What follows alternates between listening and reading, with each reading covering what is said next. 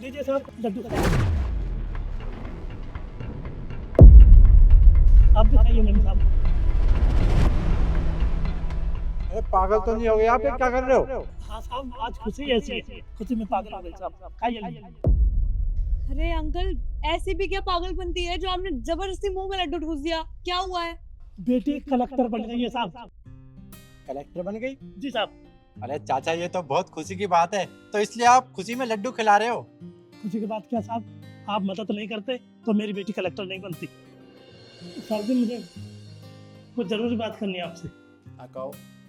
ये मेरी बेटी है और मेरी बेटी पढ़ाई में बहुत अच्छी है, और अब बेटी को सरकारी नौकरी के लिए कुछ किताबें, कुछ पढ़ाई का खर्चा चाहिए। अब मेरे पास तो एक पैसा नहीं है साहब। अब मैं, बेटी पढ़ना चाहती है, मेरे पास पैसे नहीं है, मुझे कुछ पैसों की जरूरत है साहब। कोई 5-10 हजार रुपए का सहायता कर दो तो बड़ी अति कृपा हो। चाचा ये तो बड़ी खुशी की बात है, जो आपकी बेटी पढ़ना चाहती है। बहुत खुशनसीब होते हैं वो माँ बाप जिनके बच्चे पढ़ते हैं। माँ बाप तो पैसे ही लगा सकते हैं, पढ़ना तो बच्चों के हाथ में होता है। लेकिन देखिए, आपकी बेटी सरकारी नौकरी की तैयारी कर रही है। कितने पैसे चाहिए आप मुझे ये बताइए। तो साहब जी मुझे तो 5-10 हजार रुपए की जरूरत है। 5-10 हजार रुपये?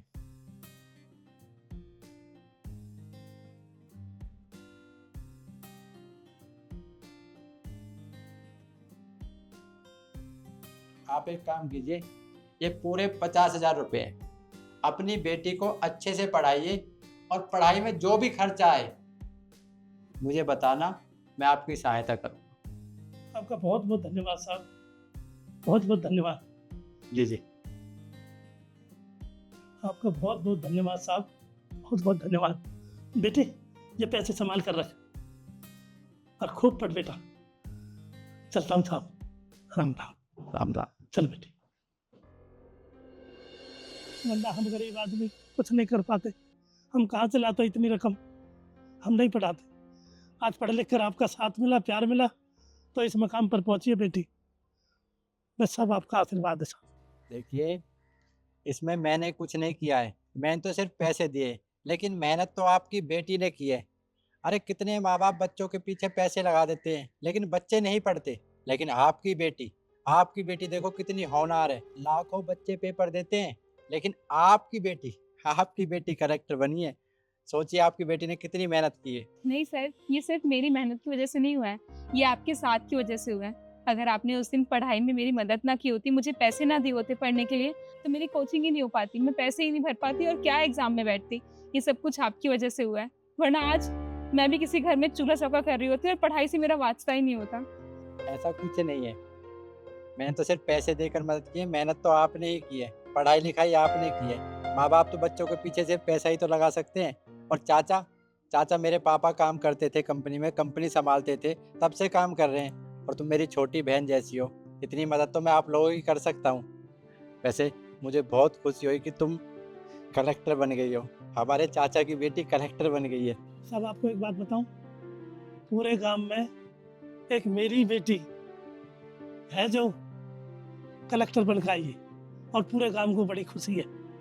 और सारा गांव 7 तारीख को एक कार्यक्रम रख रखा है जिसमें बेटी का सम्मान होगा और आपका तहे दिल से सबसे ज़्यादा सम्मान होगा, आपका इंतजार रहेगा।